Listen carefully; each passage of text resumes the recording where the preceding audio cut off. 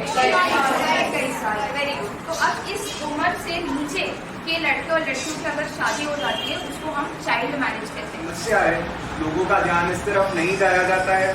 लोगों को लगता है कि हमारे भारत देश में बहुत लंबे समय से ये चलता आ रहा है, इसलिए ये सही होगा। बाल विवाह में क्या गलत है? लेकिन ऐसा नहीं है।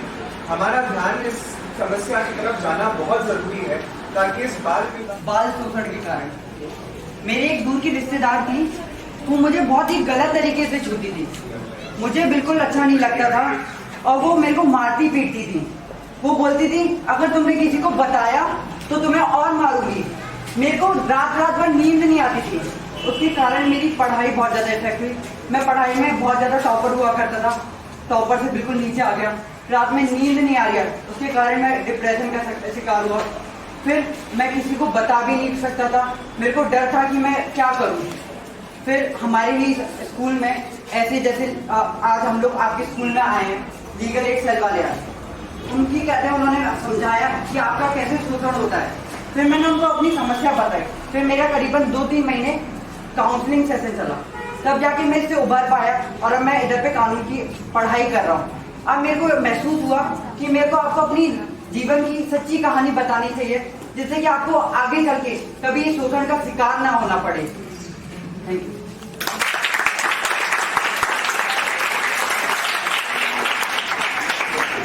आज जो मेरे दोस्त किसी स्कूल में पढ़ नहीं सकते, ठीक है ना, तो इसी के चलते जो भारत सरकार है ना, उन्होंने 2002 में जो शिक्षा का अधिकार है उसको मौलिक अधिकार बना दिया। संविधान पता है सबको, संविधान क्या होता है?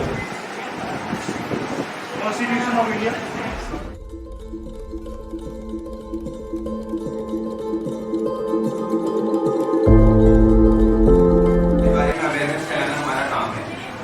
जनरली हम इधर जो मतलब हम सहायता प्रोवाइड करते हैं वो फ्री ऑफ कॉस्ट करते हैं, कोई भी आपको उस चीज के पैसे नहीं मिलते हैं कि आप शादी की जिम्मेदारियां ठीक ढंग से संभाल सकते। जब आप पहले शादी करते हैं तब आपको कुछ पता नहीं होता है, आपको अपने जिम्मेदारियों का एहसास नहीं होता, इसलिए एक कम उम्र रखी जाती है शादी की। अब इंडिया में तो ये लॉ हमें बताया 18 एज है, 21 एज है, क्या एज है? हाईएस्ट एज क्या है? 40, 50, 50 के ऊपर है ना? ये है संविधान। इसमें अपने अधिकारों के बारे में लिखा है कि आपके क्या अधिकार हैं, आप क्या कर सकते हैं, आप सरकार से क्या मांग सकते हैं। सरकार ने बोला हम आपको शिक्षा नहीं देंगे, तो आप क्या बोल सकते हैं कि 6 से 14 साल के बीच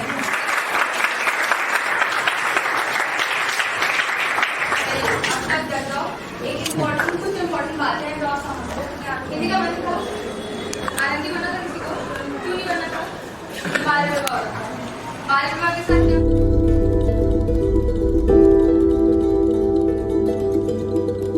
के बारे में किसको पता है? यूनाइटेड नेशन सुना है किसी ने?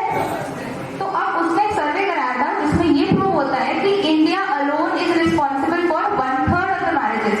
1/3% यानी 33% चाइल्ड मैरिजेस इंडिया की तरफ से होती है, यानी कि इंडिया का सबसे बड़ा शेयर है चाइल्ड मैरिजेस में। ऐसा क्यों होता है? बहुत सारे रीजंस होते हैं। किसी को कॉजेस पता है?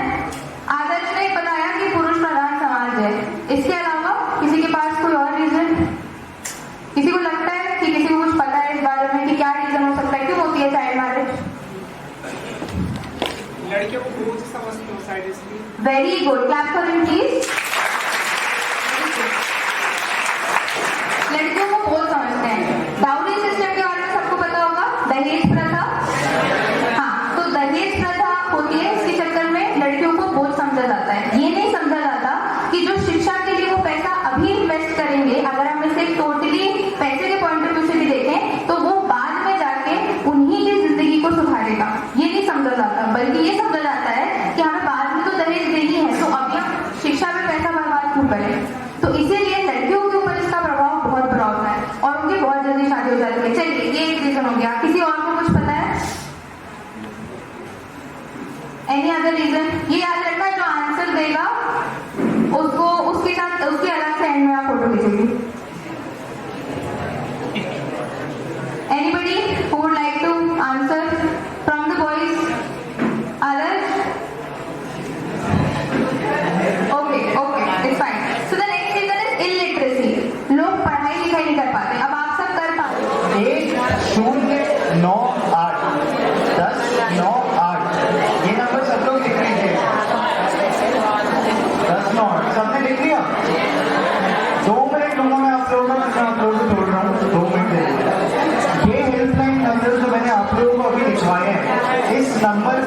आप निःशुल्क कभी भी 24 घंटे में कभी भी आप कॉल लगा सकते हैं। अगर किसी के साथ भी ऐसा बाल शोषण होता है तो आप इस बारे में इस हेल्पलाइन नंबर पर फोन करके उनको बता सकते हैं। सरकार आप लोगों के लिए लोन भेजेगी जो आप लोगों की मदद करेगी, जिसके साथ भी बाल शोषण घट रहे हैं उन लोगों की सहायता करेगी। कि अगर बच्चों से काम करवाया जा रहा है जो कि 18 साल के नीचे हैं तो ये भी एक तरीके से गलती है। लेकिन इसके अलावा अगर आपको भी गलत तरीके से छूता है या आपको भी मारता पीटता है, ये सारी चीजें बाल शोषण के अंदर आती है और इन सारी चीजों के खिलाफ आप लोगों के पास अधिकार है।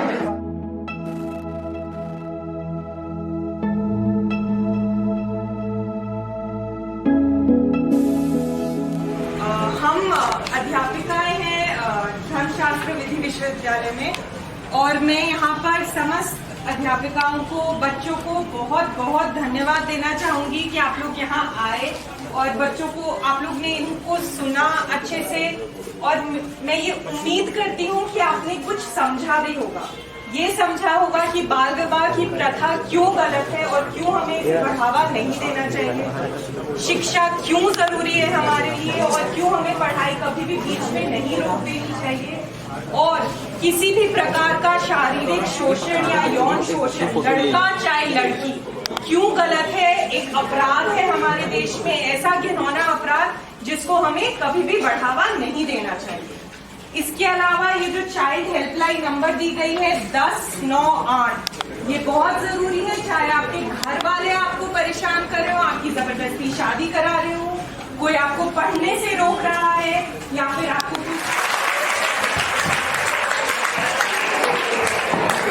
Good evening everyone. एनर्जी तो कम नहीं हुई किसी की? हाउस द जोश। चलो ठीक है, तो आज आपको कैसा लगा ये सेशन हमारा? क्या क्या आपको कुछ समझ में आया?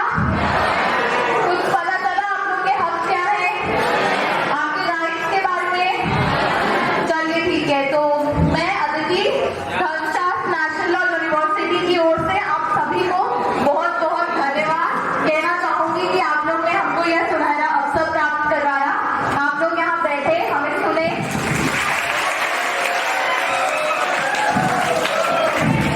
अब मैं अमृत सबको बुलाना चाहूंगी फॉर शॉर्ट स्पीच। बहुत ज्यादा समय नहीं लूंगा, मैं जानता हूँ समय हो चुका है ना। देखिए हम लोग इस तरीके के कार्यक्रम करते रहते हैं, ये इस पर्पज से नहीं है कि ये एक ऑब्लिगेशन या हमारी ड्यूटी है, ठीक है।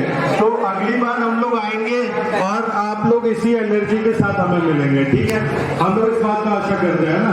बाकी मैं टीचर्स का, प्रिंसिपल्स का धन्यवाद करना चाहूँगा इस अपॉर्चुनिटी के लिए, और इन फ्यूचर इस तरीके के कार्यक्रम आप करेंगे और आप हमारे सपोर्ट करेंगे, इस बात से दूसरा एक नंबर है, आप नोट कर लीजिए।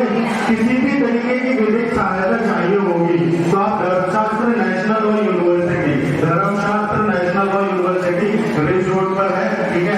आप उधर पर आ भी सकते हैं, इसी के लिए आप